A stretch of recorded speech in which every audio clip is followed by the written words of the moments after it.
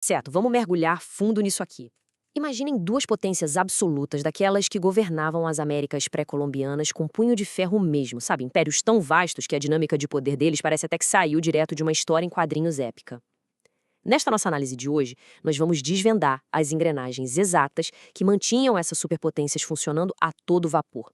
E olha, mais do que só revisitar o passado, investigar o que rolava por baixo da superfície desse poder todo ajuda a gente a entender a própria natureza do controle humano. Como é que essas mega estruturas de poder se mantêm de pé, né? E não estamos falando de mitos genéricos, não. Vamos olhar para os registros históricos reais, aqueles que definiram o sucesso e, claro, o declínio espetacular dessas eras. É fascinante porque entender como essas táticas funcionavam na antiguidade dá pra gente uma perspectiva incrível de como a autoridade opera até hoje. Bom, para entender a verdadeira magnitude desse poder, a melhor coisa é irmos direto ao ponto, sem muita enrolação. Vamos focar no coração desse mistério, o que, exatamente, os todo-poderosos astecas exigiam dos inúmeros povos que eles conquistavam. Pensem na escala absurda dessa operação.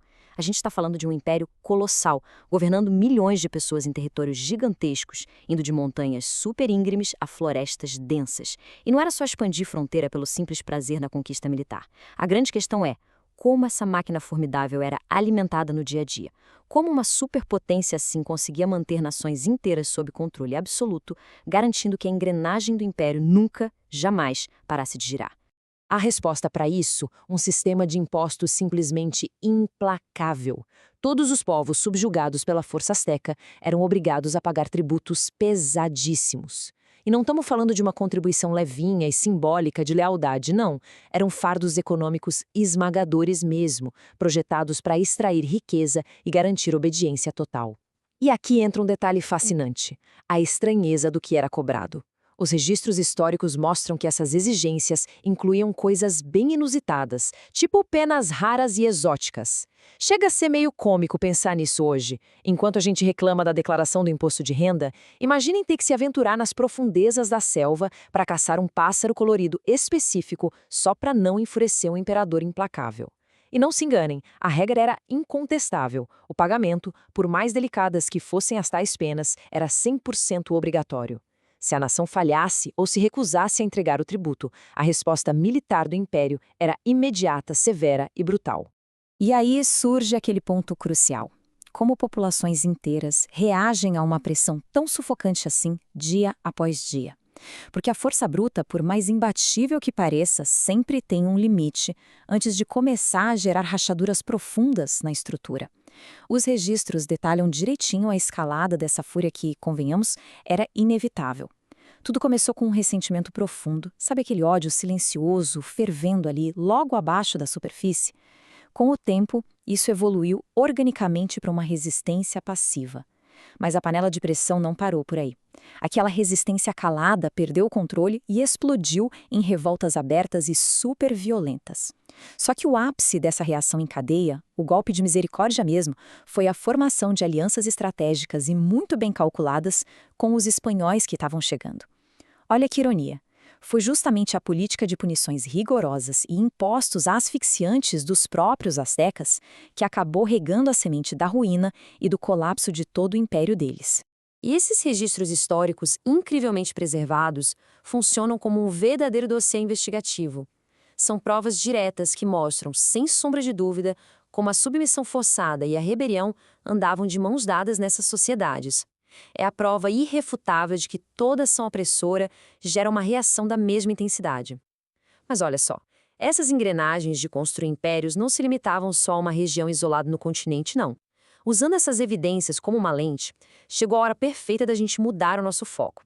Vamos descer lá para o sul, atravessando as impressionantes cordilheiras dos Andes, para examinar de perto o formidável Império Inca. Porque à primeira vista, os Incas pareciam ter uma base de poder e uma natureza completamente diferentes daquela brutalidade toda que a gente viu no norte. É que quando a gente começa a analisar os Incas, a narrativa inteira parece mudar na hora. Ganha um tom majestoso, sabe? Algo quase iluminado. A verdadeira força inca, segundo as percepções mais amplas, se apoiava lindamente em 4 grandes pilares, que organizavam cada detalhezinho dessa civilização avançada. O primeiro pilar é a religião, uma força mística que garantia a ordem cósmica e unia todo mundo de um jeito inabalável. O segundo é a ciência, mostrando uma visão fenomenal de engenharia agrícola, com aqueles terraços imensos, astronomia super precisa e um entendimento gigante da natureza. Em terceiro, a arte, expressando a alma de um império riquíssimo em cerâmicas e metalurgia de cair o queixo. E, por fim, a filosofia, que ditava uma forma super harmoniosa de ver o lugar da humanidade em equilíbrio com o universo. A grandiosidade inegável desses 4 pilares sugere uma sociedade incrivelmente idílica, né? Uma fundação baseada puramente em sabedoria milenária e avanço intelectual que impressiona qualquer um até hoje. Mas é exatamente agora que a gente chega na grande reviravolta dessa nossa análise. Se preparem, porque a realidade por trás de toda essa aura iluminada dos Andes é um pouquinho dura de encarar.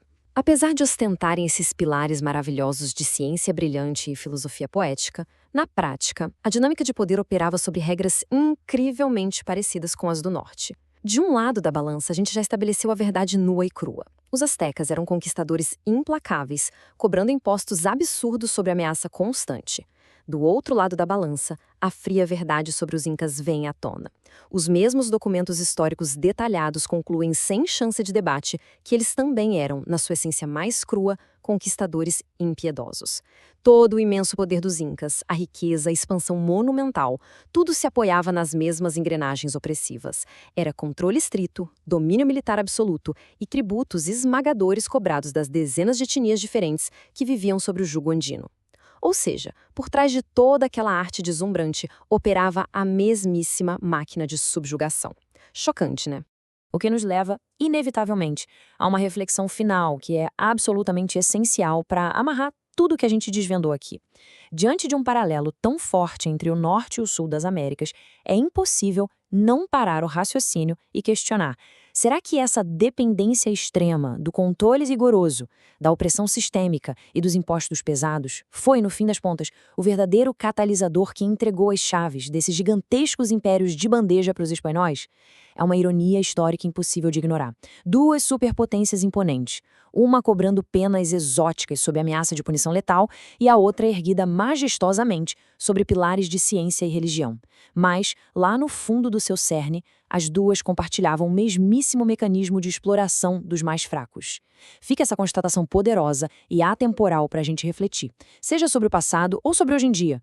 As fundações de qualquer grande estrutura de poder, quando baseadas inteiramente na força e na submissão, já nascem carregando no seu próprio projeto o rascunho do seu inevitável colapso.